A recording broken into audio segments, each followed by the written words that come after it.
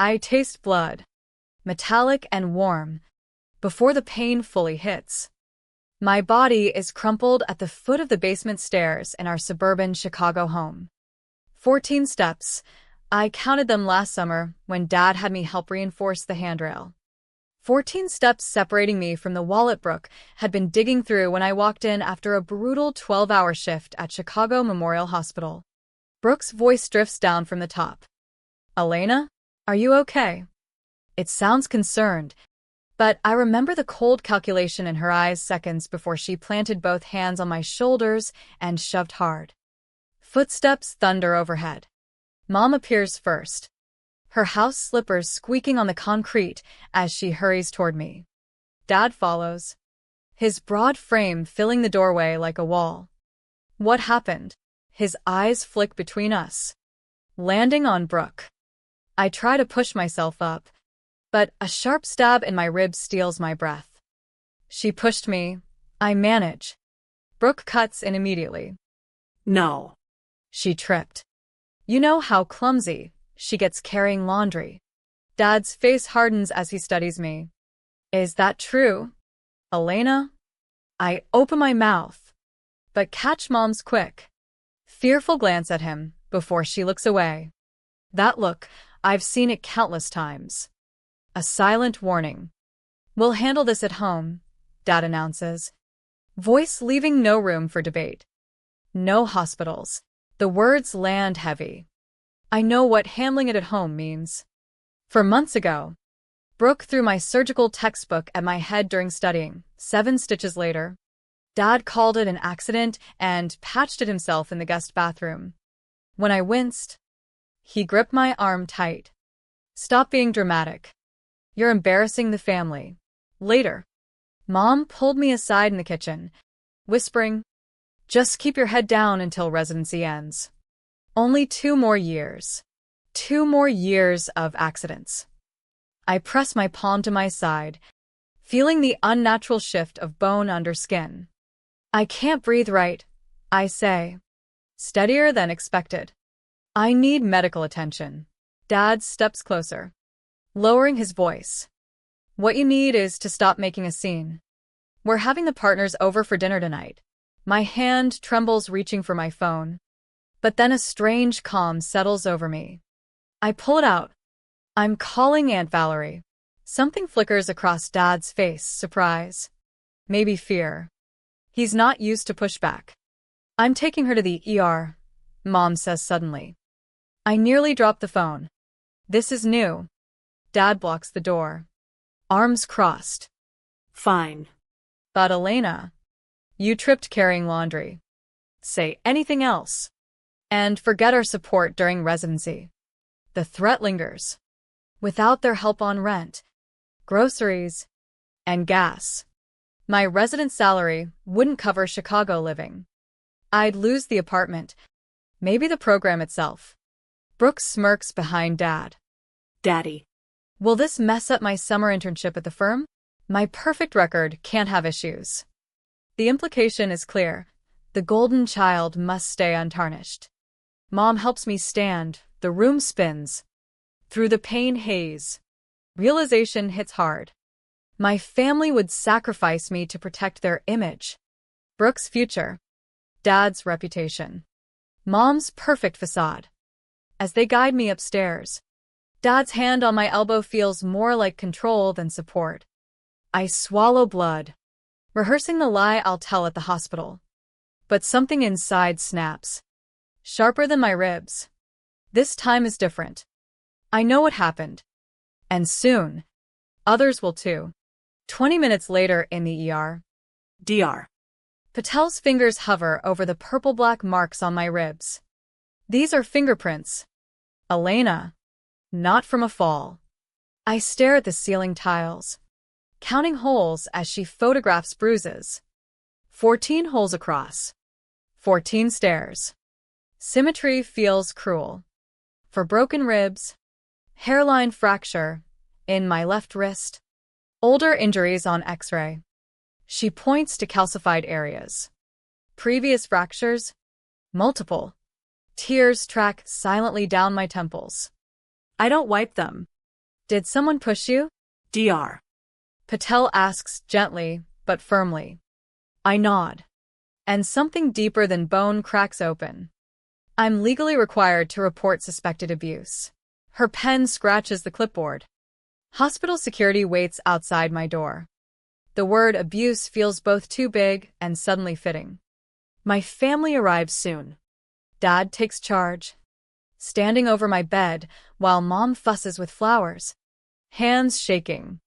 Brooke leans by the window, inspecting nails. Dr. Patel stands firm at the bed's foot. The injuries don't match a laundry fall. Bruising shows forceful push. X-rays indicate repeated prior fractures. Dad's face hardens. Are you accusing my family? Dr. Patel stays even. I'm stating facts. Dr. Harper. I'm her physician. Mom interjects. Elena's always been clumsy. She falls a lot. Brooke snorts.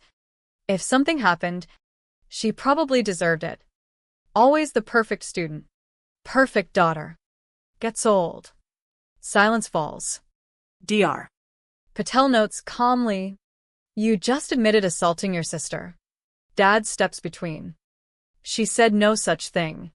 This conversation ends. He turns to me, voice low. This story risks your residency. Hospitals don't want doctors fabricating claims. Without our financial help, you're homeless next month. Your salary barely covers basics here. Mom touches my hand lightly. Sweetheart, it's a misunderstanding. Dr. Patel clears her throat. Untreated, these lead to chronic pain, reduced lung function, nerve damage. Consequences don't vanish for convenience. Her words resonate. How many injuries had I ignored for peace? A knock interrupts. Detective Carla Ramirez enters. Badge visible.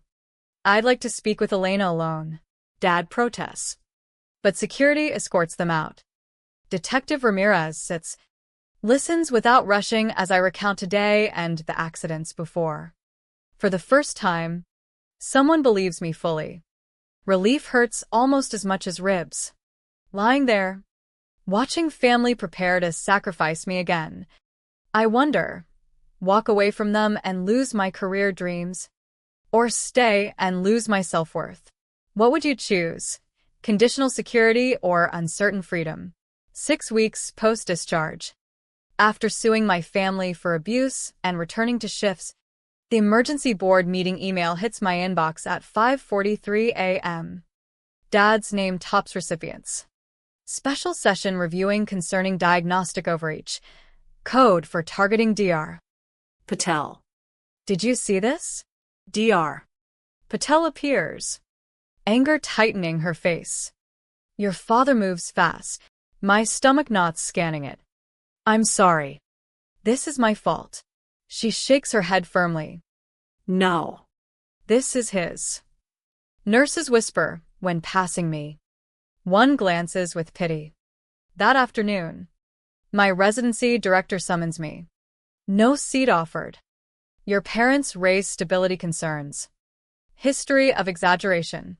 Emotional issues. Renee's precise sabotage.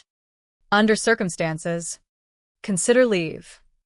A leave validates their lies. I reply steadily. I'm injured, not unstable. He assesses me. Politics get messy. Board influences funding. Leaving. Mom's fifth voicemail accuses me of destroying the family as I limp to my car. Each step reminds what family cost. Apartment hunting with broken ribs is torture. Every stair, every doorway stabs. Cheapest option doubles my budget. Without parental support, salary stretches thin over rent, utilities, new start costs. Nights in a motel smelling of cleaner and smoke, clerk-eyed bruises sympathetically. Leaving someone? Honey, I nodded. Leaving the version of me who believed family loyalty meant silence. Work glances grow obvious. Conversations stop when I approach. Colleagues who once sought my help now avoid. Mental health pamphlet in locker. Delusions circled red. I start a notebook logging every interaction with times. Witnesses. Phone saves mom's tearful voicemails. Dad's threats. In a scheduling meeting, I record when chief assigns me 6 straight overnights. Error, he claims. Eyes sliding toward dad's usual entry. I hold gaze until he corrects it. Locker room later. Hands shake opening lock. Adrenaline crash leaves me dizzy against metal. Inside door. Warm coffee. Sandwich. Note from Dr. Patel. Some days remind us we're not alone. Your courage matters. I eat slowly. First food without fear taste. Hospital chapel offers silent afternoons. Today. Door opens as I leave. Mom slips in. Eyes red. Purse clutched. Elena. Can we talk? I shift. Ribs pulling. Can't you say you were confused? Your father built this life. A life where Brooke hurts me freely. I reply clearly. I'll talk to him. Drop charges. Normal returns. Familiar bargain. My safety for their comfort. How many times accepted? I stand despite pain. I became a doctor to heal. Can't if unprotected myself. Mom crumples. You don't understand what you're doing. I understand what you've done to me. Revelation like oxygen after drowning. I won't let it continue. Unexpected allies emerge. Dr. Patel testifies to ethics committee. Presenting x-rays. Fractures inconsistent with fall. Match forceful push. Detective Ramirez escorts me to collect belongings from parents' house. Take time, she says between me and dad's glare. I'm not going anywhere. While family demands silence as love, these strangers protect unconditionally. They listen. Believe. Voice strengthens in interviews. Tremor studies. That evening. Motel parking lot, rain matches my heartbeat pounding as I call Aunt Valerie. I've been waiting, she answers. Need place to stay till I figure out. Guest room, yours as long as needed. Already made bed. They're saying awful things. Dad will turn people against you. Let him. I've documented their accidents for years. 40 minutes later. Suitcase at feet. Rain soaked on her porch. Door opens to warm light. Her silhouette. Come in. You're home now. Next day. Aunt Valerie's kitchen becomes war room. Medical records. Photos. Hospital reports fan across table. Her binder. Notes spanning high school. Dates. Parents' explanations. Her observations. You've kept this. She nods tightly. Tried reporting once. Your father painted me jealous troublemaker. So, I waited for when you were ready. Detective Ramirez calls, filing charges against Brooke. DA sees assault with intent. Parents under continued investigation. Court advocate flags long pattern. My attorney, Caroline Winters, reviews timeline. 15 incidents in 5 years. Escalating. Solid case. Spine straightens for first time since fall. Dad strikes back. Residency director calls. Grave. Your father contacted board suggesting your presence disrupts operations. Stomach drops. Years of sacrifice. Loans. For nothing? I understand if you release me. Director's brows rise. Release you? Paid medical leave with benefits until resolved. Your father doesn't run this department. Tears blinked back. 2 days later. Brooke appears in lobby during my material collection. Security intercepts. Just want to talk to my sister, she shouts. Officer blocks. Violating restraining order. Face contorts. Next morning. Caroline texts. Judge added restrictions. No third-party contact. 500-foot distance. At downtown conference. Board members who backed Dad spot me. Change direction. Word spreads fast. My attorney asks if pursuing maximum penalties against Brooke and parents 2 days later. I hesitate. justice as punishment, or freedom from control as greater win. Question lingers over growing file. Dr. Patel organizes support. 10 colleagues sign statements on my conduct. Noticed injuries. Bruises you hid. Makeup over black eye last winter. Didn't fool us. Aunt Valerie shares documentation with prosecutor. Exactly the pattern we needed. Timeline dams. 23 incidents over 8 years. Each dismissed. Phone fills with resident messages. Whatever shifts you need. I'm here. We believe you. Hospital board emergency session. Dad's leverage attempt triggers ethics probe into authority abuse. He's removed from committees temporarily. Sunday brunch with Valerie. Phone lights with mom's call. I decline. Father's colleagues avoid eye contact now, Valerie says. Nancy Miller canceled dinner. First in 15 years. Voicemail later. Valerie answers. Expression shifts. Elizabeth. Calm down. Yes. She's here. No. Not good idea now. We all make mistakes. Some bigger consequences. Hanging up. Your mother's crying. Might admit mistakes. I stare out window. 30 years of them. Court date nears.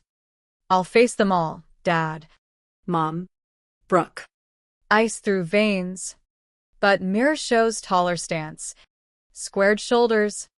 Steady eyes. Dr. Patel. Detective Ramirez. Caroline. Residence.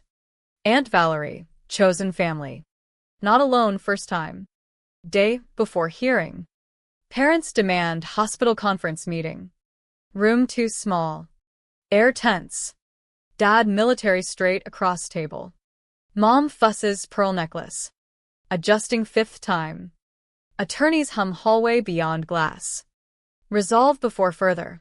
Dad says professionally. Sliding manila folder. Settlement. Residency tuition full. Modest stipend for apartment near hospital. Weeks ago, I'd grab Lifeline. Now, it sits like trap. We're family. Matters stay private. Private? Like accessing my records without permission? Dad's jaw tightens. Connections at hospital. One call about emotional instability, next evaluation. Mom whispers. Hand on arm. He shrugs off. Needs to understand stakes. I understand career, future on his influence edge. But since stairs, something broke loose with ribs. I reach bag deliberately. Slide matching envelope across. Letters of support from administration. Ethics committee cleared me last week. Founder record access. Colleague pressure interesting. Mom's hand to mouth. You didn't. Second letter. Medical director offered funded research position post-residency. Dad's fists curl. Temple vein pulses, scanning signatures.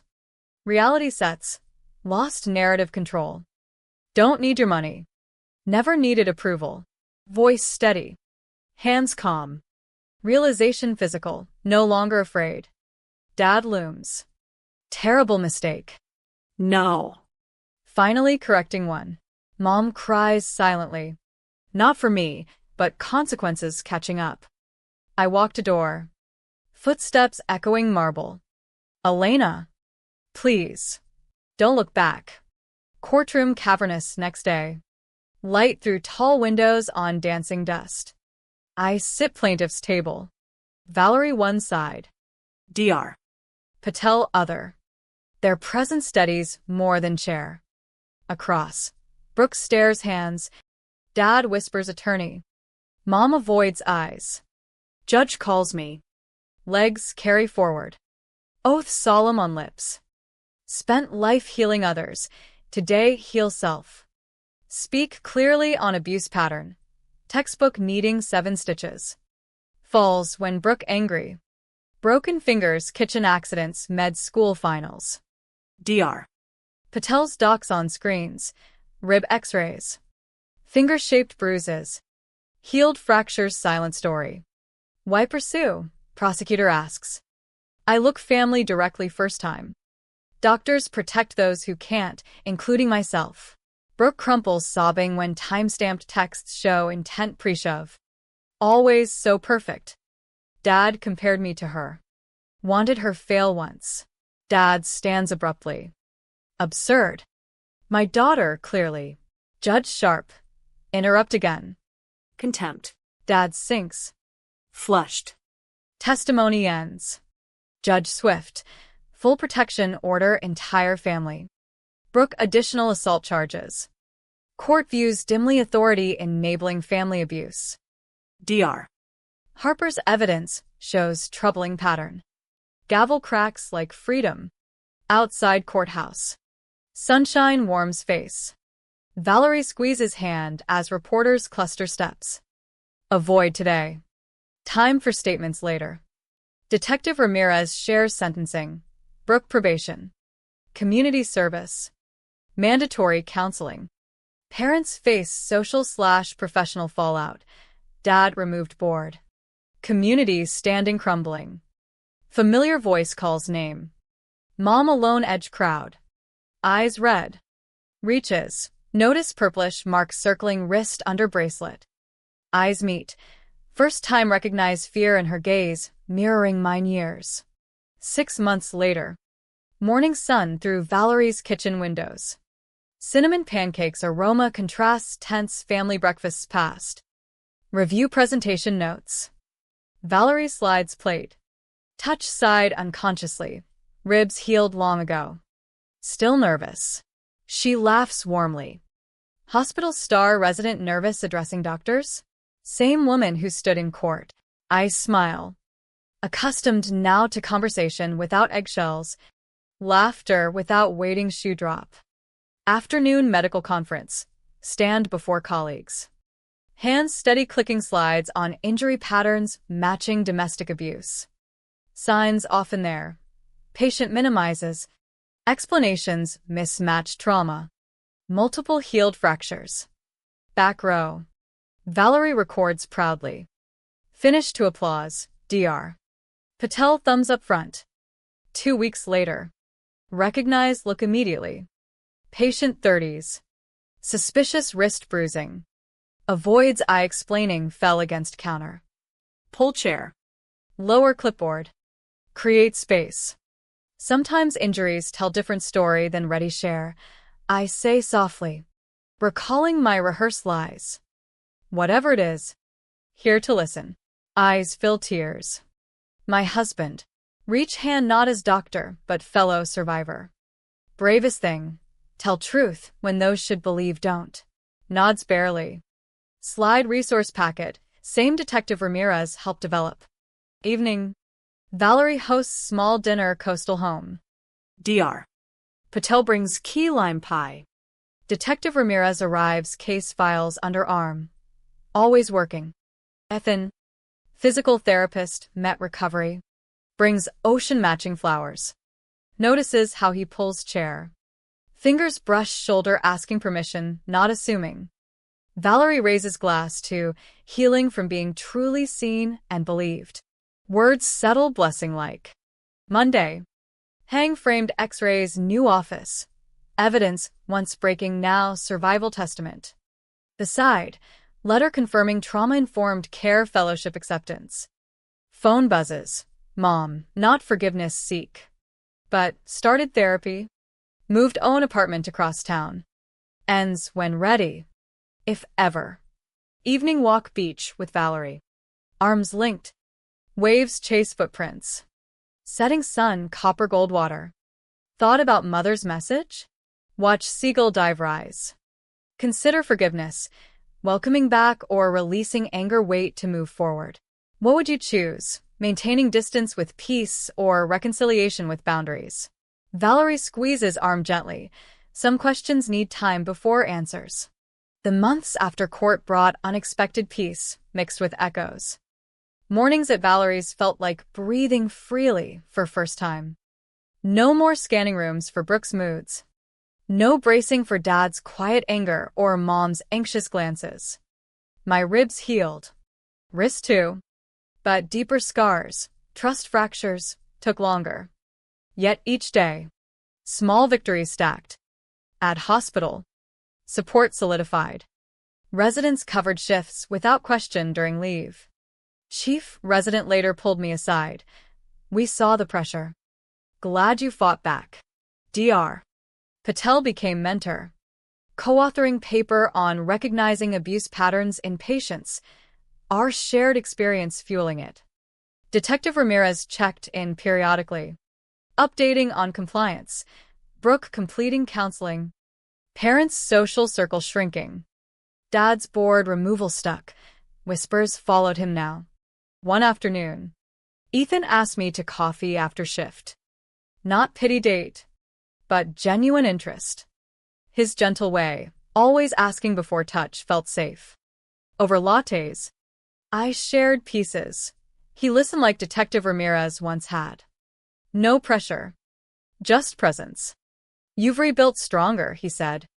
First time dating felt possible without hidden bruises to explain away. Aunt Valerie's documentation proved crucial in final hearings. Prosecutor called it textbook pattern evidence. When sentencing finalized, Brooke's probation extended with therapy. Parents ordered restitution for medical costs. Closure settled. Not total victory. Family image lingered in some circles. But my story circulated quietly among residents, sparking quiet conversations about their own hidden struggles. Mom's messages continued sporadically. Therapy updates. Small apologies without demanding return. The wrist mark haunted me. Did Dad's control extend there too? I didn't reply immediately, but Valerie encouraged reflection without rush. Forgiveness isn't door open wide. Sometimes it's unlocking your own chains. Presentation at national conference months later drew standing ovation. Slides showed statistics. Case studies, mine anonymized but personal. We heal best when believed, I concluded. Backstage. Dr. Patel hugged me. Proud of the doctor you've become.